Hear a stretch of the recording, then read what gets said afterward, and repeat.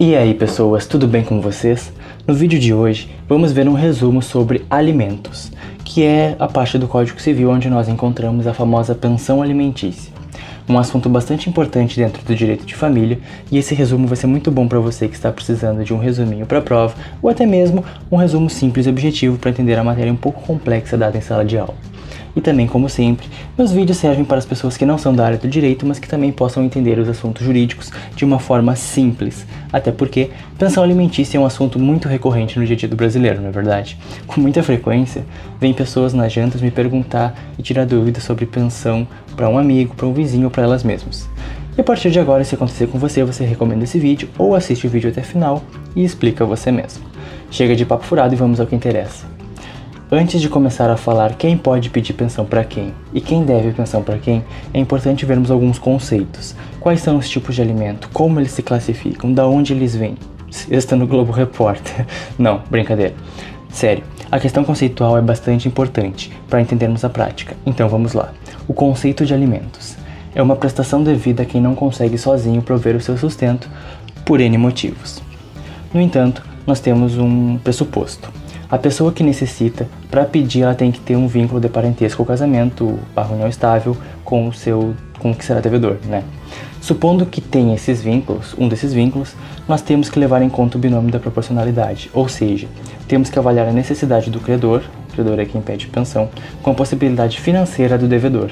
O devedor é quem vai ter que pagar a pensão. Sabendo isso, vamos entrar nas divisões dos tipos de alimento, ou seja, as classificações. E a primeira classificação são as classificações dos alimentos quanto às fontes. E a primeira fonte são as legais. Alimentos legais são os alimentos decorrentes da lei, fundamentados no direito de família e relacionados com o casamento, com a união estável ou com uma relação de parentesco, nos termos do artigo 1694 do Código Civil. Somente na falta de pagamento desses alimentos, os legais, é que cabe a prisão civil. Famosa única forma de prisão dentro do direito civil. Nós temos os alimentos convencionais, que são aqueles fixados por força de contrato, testamento ou legado, ou seja, que decorrem da autonomia privada do instituidor. Esses alimentos não são necessariamente decorrentes da obrigação fixada em lei, desse modo não cabe prisão civil pelo não pagamento. Nós temos também os alimentos indenizatórios, ressarcitórios ou indenitários, que são aqueles devidos em virtude da prática de um ato ilícito, como por exemplo o homicídio. Hipótese em que as pessoas que do morto dependiam podem pleiteá-los. Estão previstos no artigo 948, inciso 2 do Código Civil, tendo como fundamento a responsabilidade civil e os lucros cessantes. A segunda forma de classificação dos alimentos são quanto à extensão. Nós temos alimentos civis, que visam a manutenção do status quo antes, ou seja, a condição anterior da pessoa, tendo um conteúdo mais amplo nos termos do artigo 1694. Em regra, os alimentos são devidos dessa forma, ou seja, se a criança tinha um padrão de vida X durante o casamento, na separação dos pais, os alimentos pagos terão que ser suficientes para manter o padrão de vida X da criança. Não pode cair o padrão de vida. Por exemplo, se ela cursava inglês, ela vai ter que seguir cursando inglês. Se ela fazia natação, ela vai continuar fazendo natação, vai continuar com as atividades, não pode cair. Depois nós temos os alimentos indispensáveis, naturais ou necessários, que visam somente o indispensável para a sobrevivência da pessoa, levando em conta a dignidade, óbvio. Englobam alimentação, saúde, moradia, vestuário, tudo sem exagero, dentro do princípio da proporcionalidade do binômio que eu já citei. Eventualmente também se inclui em educação de menores. A terceira classificação dos alimentos é quanto ao tempo. Nós temos os alimentos pretéritos, que são aqueles que ficaram no passado e que não podem mais ser cobrados via de regra. Eis que o princípio que rege os alimentos é o da atualidade. Mas somente podem ser cobrados alimentos fixados por sentença ou acordo entre as partes no prazo prescricional de 2 anos, contados dos respectivos vencimentos. Artigo 206, parágrafo 2º do Código Civil. Nós temos os alimentos presentes, isso aqui é tipo aula de português, pretérito, presente e futuro. Presentes são aqueles que estão sendo exigidos no momento e que pela atualidade da obrigação alimentar pode ser cobrados mediante ação específica. E nós temos os alimentos futuros, que são os alimentos pendentes, como aqueles que vão vencendo no curso da ação e que podem ser cobrados quando chegar o momento próprio, mais uma vez, diante da atualidade da obrigação de alimentar. A quarta classificação é quanto à forma de pagamento. Nós temos os alimentos próprios ou in natura, que são os pagos em espécie, ou seja, por meio de fornecimento de alimentação, sustento e hospedagem, sem prejuízo do dever de prestar o necessário para a educação dos menores. Artigo 1701, caput do Código Civil. Nós temos os alimentos impróprios, Os alimentos impróprios são aqueles pagos mediante pensão, a famosa pensão alimentícia.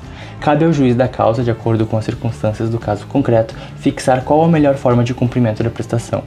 Tornou-se comum a fixação em salários mínimos, sendo esse utilizado como índice de correção monetária, o que se admite, pois os alimentos eles não representam dívida de dinheiro, e sim uma dívida de valor.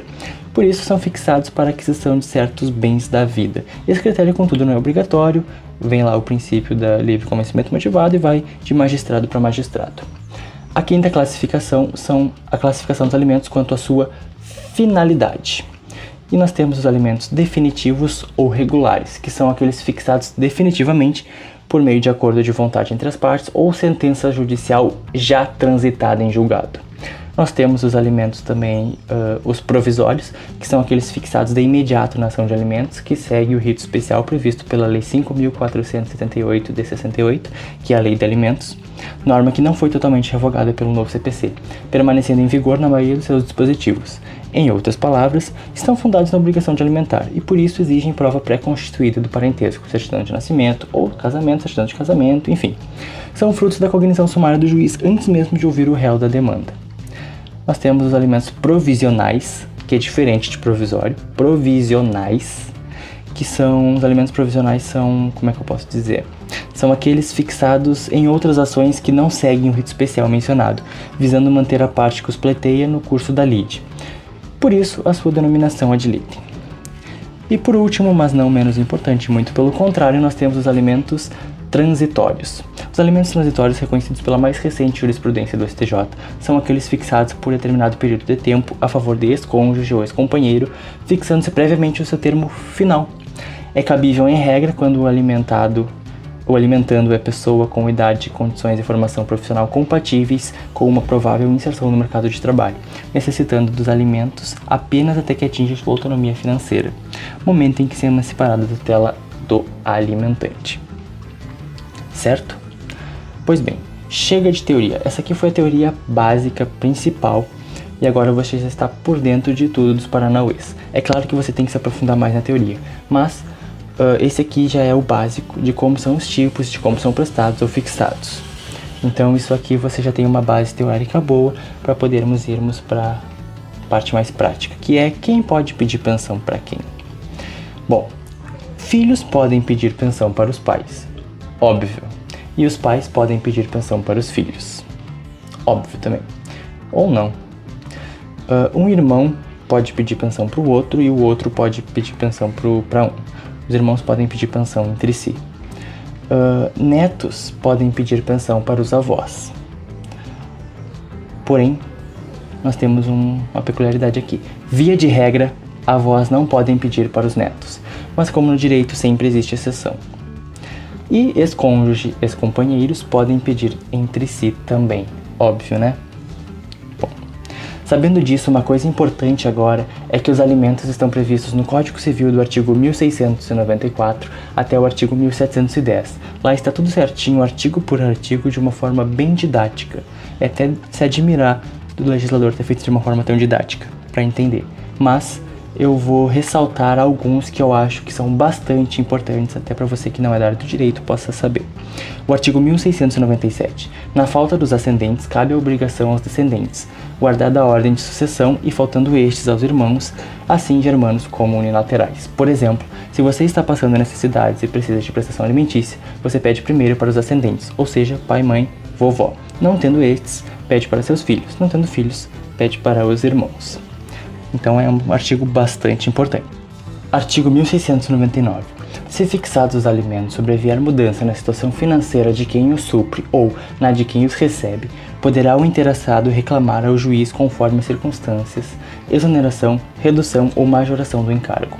Por exemplo, se o que está pagando a pensão tiver sua renda diminuída ou seus gastos aumentados, e a pensão estiver prejudicando seu próprio sustento, ele pode entrar em juízo e pedir a redução do valor que paga. Ao passo que, o que recebe começar a ter mais gastos necessários como saúde, educação e alimentação, ele pode pedir majoração do valor, ou seja, pedir para ganhar mais. Ok? É bem simples de entender, mas eu faço questão de ressaltar. Nós temos também outro artigo muito importante, é o artigo, esse aqui, 1708. Com o casamento, a união estável ou o concubinato do credor cessa o dever de prestar alimentos. Parágrafo único. Com relação ao credor cessa também o direito de alimentos se tiver procedimento indigno em relação ao devedor. Aqui é quando cessa o dever de pagar alimentos a ex-cônjuge, que é quando constitui nova família, ou constituir ato indigno contra o devedor. Causar atos de agressão, enfim, está tipificado na lei. Outro artigo que é bem importante é o artigo 1709. Se eu não me engano, o artigo 1709 é: o novo casamento do cônjuge devedor não extingue a obrigação constante da sentença de divórcio. Se o devedor contrair nova família, não cessa o dever de pagar, apenas se ele pode conseguir uma redução no valor. Beleza? Esses são os que eu achei bem relevantes, mas vocês conferem lá todos os artigos do capítulo dentro do Código Civil, porque todos eles são de suma importância, e eu utilizei para fazer o conteúdo desse vídeo um ótimo livro do Carlos Roberto Gonçalves sobre o direito de família. E é isso, pessoal.